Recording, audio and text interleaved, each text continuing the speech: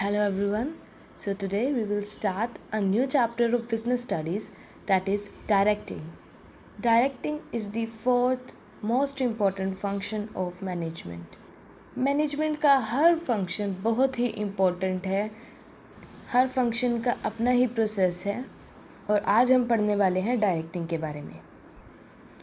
After doing planning, organising and staffing, अब manager को सोचना होता है कि ह्यूमन से काम कैसे निकलवाया जाए, उन्हें किस तरीके से मोटिवेट किया जाए कि वो अपने आप एफिशिएंटली वर्क करें, इफ़ेक्टिवली वर्क करें एंड बिजनेस के ऑब्जेक्टिव को पूरा करने में हेल्प करें.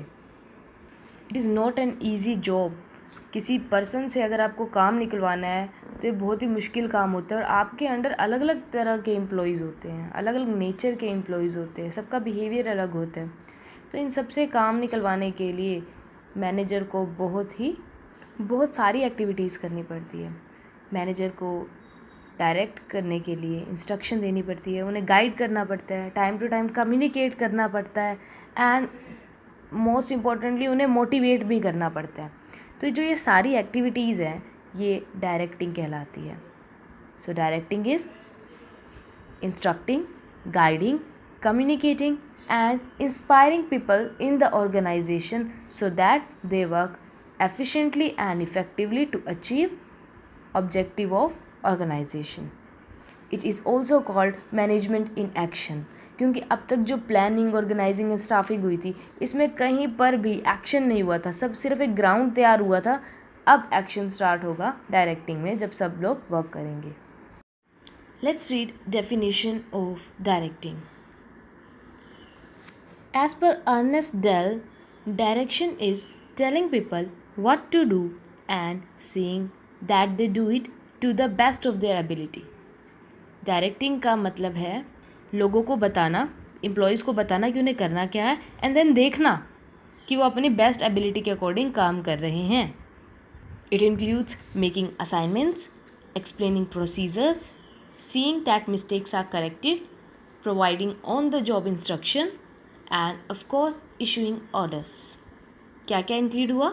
असाइनमेंट बनाना, प्रोसीजर एक्सप्लेन करना, मिस्टेक्स को करेक्ट करना, ऑन दी जॉब इंस्ट्रक्शन मतलब जब जॉब परफॉर्म की जा रही है तो उस वक्त इंस्ट्रक्शन पास करना एंड डेफिनेटली ऑर्डर को इशू करना. So management in action include 4 activities: instructing, guiding, communicating and motivating. Features of directing. First feature is directing initiates action. In staffing, we have already selected right person at right job. Now it's time for the action. यहाँ पर जो man है that is the most important factor of production, उसे work में लाया जाता है and various activity कर उससे काम निकलवाया जाता है. Second is directing take place at every level of management. ये जो मैनेजमेंट का फंक्शन है ये हर लेवल पर होता है. कैसे? टॉप लेवल मिडिल लेवल को गाइड करेगा, मिडिल लेवल लोअर लेवल को गाइड करेगा, सुपरवाइज़र अपने अंडर जो वर्कर्स हैं जो ऑपरेशनल लेवल पर वर्क कर रहे हैं उनको गाइड करेगा. तो डायरेक्टिंग ऐसा फंक्शन है जो मैनेजमेंट के हर लेवल पर अप्लाई होता है. Third one is directing is a continuous process.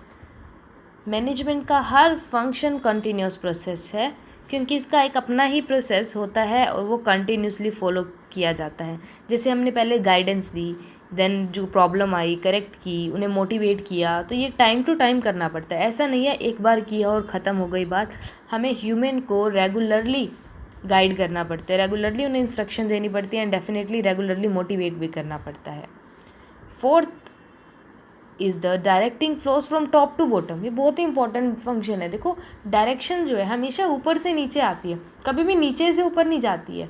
Top level जो है वो डायरेक्ट करेगा, गाइड करेगा अपने जूनियर्स को, यानी कि मिडिल लेवल को. इस तरह से मिडिल लेवल किसको करेगा? अपने जूनियर, अपने सबऑर्डिनेट्स को. तो ये हमेशा टॉप से बॉटम की तरफ फ्लो होती है. Now let's read some importance of directing. First importance is it initiates action. क्योंकि हम बार बार बात कर रहे हैं डायरेक्टिंग का काम है कि अब एक्शन में लाना एम्प्लॉयज़ से, वर्क करवाना एम्प्लॉयज़ से, उन्हें डायरेक्ट करना, उन्हें समझाना कैसे काम करना है. तो डायरेक्टिंग ही ऐसा फंक्शन है जो एक्चुअल में वर्क परफॉर्मेंस को कर रहा है, वर्क परफॉर्मेंस हो रही है जहाँ पर. Second is it integrates employees effort. बहुत ही इम्पोर्टेंट फीचर है कि इंटीग्रेट का मतलब है एक साथ जो एफर्ट्स होते हैं। डायरेक्टिंग में ना अगर कोई भी एम्प्लॉय सही से वर्क नहीं करता तो पूरी वर्क परफॉर्मेंस पर असर आता है। तो डायरेक्टिंग का काम है सभी एम्प्लॉयज़ को एक साथ लेकर चलना, उन्हें एक साथ मोटिवेट करना और उनके बीच में कोऑर्डिनेशन लेकर आना। तो मैनेजर कोऑर्डिनेशन कैसे लाता है? सुपरवाइज करके, गुड लीडरशिप देकर, ऐसी लीडरशिप जो सब पूरी टीम को लेकर चले एंड बिल्कुल भी पार्शियल ना हो। मोटिवेट करता है, अपने आइडियाज़ शेयर करता है सबऑर्डिनेट के साथ। तो एक एग्जांपल दिया, अगर सभी एम्प्लॉयज़ एक साथ मिलकर काम नहीं करते हैं, एक्टिविटीज़ को कोऑर्डिनेटली परफॉर्म नहीं करते हैं, तो कैसा इम्पैक्ट जाता है वर्क पर। For example an employee welcomes customer at a readymade garment showroom. एक वर्कर है जो रेडीमेड गारमेंट शोरूम में वेलकम करता है। सेकेंड पर्सन जो है प्रोडक्ट दिखाता है, थर्ड जो है पैक करता है, फोर्थ पेमेंट लेता है एंड फिफ्थ पर्सन जो है गुड बाय करता है। कस्टमर तभी सेटिस्फाइड होगा जब ये पांचों एम्प्लॉयज़ अपनी ड्यूटीज़ एफिशिएंटली करेंगे। बट अगर इनमें से कोई एक भी पर्सन अपनी जॉब को अच्छी तरीके से नहीं करता, लेट्स से जिसने गुड बाय की अच्छे से नहीं की, वेलकम अच्छे से नहीं किया, ठीक है, या आप प्रोडक्ट अच्छे से नहीं दिखाए, तो बाकी एम्प्लॉयज़ का एफर्ट भी वेस्ट हो जाता है। तो इसलिए इसे कहते हैं कि डायरेक्टिंग एक इंटीग्रेट एफर्ट है, इसमें सभी एक्टिविटीज़ को कोऑर्डिनेट करा जाता है। Third importance is it is the means of motivation. Motivation step को डायरेक्टिंग के अंडर ही लिया गया है, क्योंकि डायरेक्टिंग का वर्क इनकम्प्लीट है अगर एम्प्लॉयज़ को मोटिवेट ना किया जाए। ओनली मोटिवेटेड एम्प्लॉय ही है जो अपना 100% वर्क परफॉर्मेंस देता है, अपनी डेडिकेशन देता है एंड वर्क प्लेस को अपना प्लेस समझता है। मोटिवेट करने के एम्प्लॉयज़ को कई तरीके हैं जो हम आने वाले चैप्टर में रीड करेंगे। Fourth point is it facilitates implementing changes. Employee का नेचर होता है कि जब भी बिज़नेस में कुछ मेजर चेंज आता है, जब भी किसी भी जगह कोई चेंज आता है, तो एम्प्लॉय उसे रेसिस्ट करता है, क्योंकि उसे फियर होता है कि अगर वो उस टेक्नोलॉजी को, उस चेंजेस को अडॉप्ट नहीं कर पाया तो उसकी जॉब रिस्क पर हो जाएगी, यानी उसे जॉब से निकाल दिया जाएगा। तो इसलिए सभी एम्प्लॉयज़ चेंजेस को रेसिस्ट करते हैं। बट डायरेक्टिंग जो है, डायरेक्टिंग की हेल्प से एम्प्लॉयज़ का माइंडसेट चेंज किया जा सकता है, क्योंकि डायरेक्टिंग में एम्प्लॉयज़ को इंस्ट्रक्ट किया जाता है, उन्हें गाइड किया जाता है एंड मोटिवेट किया जाता है। इंस्ट्रक्ट कैसे किया जाएगा? उन्हें सिखाया जाएगा कि नई टेक्नोलॉजी का यूज़ कैसे करते हैं। गाइड किया जाएगा, अगर उन्हें बीच में कोई प्रॉब्लम आती है तो वो इश्यूज़ को लिया जाएगा, सॉल्व किया जाएगा। मोटिवेट कैसे? उन्हें बताया जाएगा कि अगर आप ये टेक्नोलॉजी अडॉप्ट करते हो या ये मेथड अडॉप्ट करते हो तो इससे आपका वर्क कितना ईजी होगा, ऑर्गेनाइजेशन को कितना बेनिफिट होगा और ये क्यों ज़रूरी है। तो डायरेक्टिंग जो है, with the help of directing changes लाए जा सकते हैं। Fifth one is it creates balance in the organisation. We all know कि individual objective and organisational objective बिल्कुल अलग अलग होते हैं। इंडिविजुअल ऑब्जेक्टिव होता है कि hike in salary, promotion, more bonus, commission. But organisational objective होते हैं increase in sale, more profit, है ना। तो कहीं ना कहीं आकर individual objective and organisational objective आपस में क्लैश कर जाते हैं, जिससे सुपीरियर एंड सबऑर्डिनेट के रिलेशन ख़राब होने के चांसेस रहते हैं। सो इन डायरेक्टिंग एम्प्लॉयज़ को ये बताया जाता है कि किस तरीके से, किन मेथड्स को अडॉप्ट करके, किन तरीक़ों को अगर यूज़ करता है तो वो अपना ऑब्जेक्टिव भी अचीव कर सकता है और साथ ही साथ ऑर्गेनाइजेशन का ऑब्जेक्टिव भी अचीव कर सकता है। So what are the elements of directing?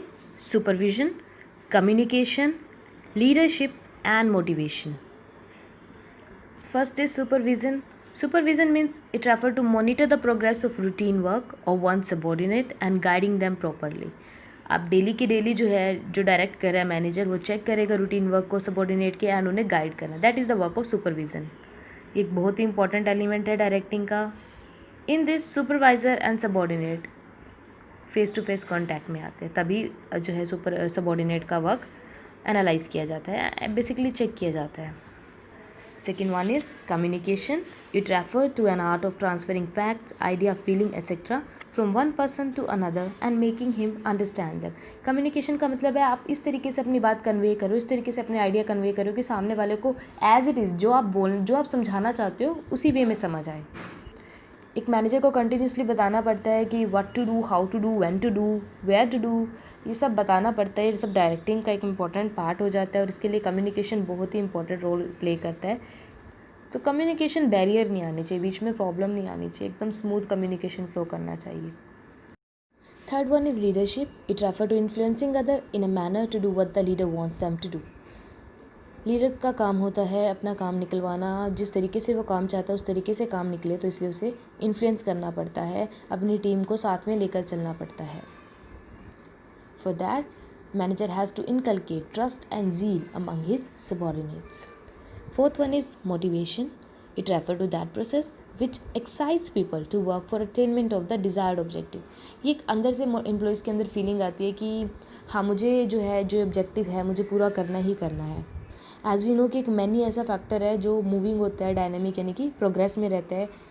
Other factors को वर्क में लाने का काम भी किसका होता है, मैन का होता है. सो इट्स वेरी इंपॉर्टेंट कि मैन जो है मोटिवेटेड रहे. For that as I told you motivation, अब ये सब फैक्टर्स हम आगे पढ़ने वाले हैं वन वन करके. वेरियस टाइप ऑफ टेक्निक और वो अलग अलग तरह के इंसेंटिव स्कीम्स यूज़ की जाती है. So that's it for today. Hope you understand today's lecture. You have to read it and learn it again. Thank you.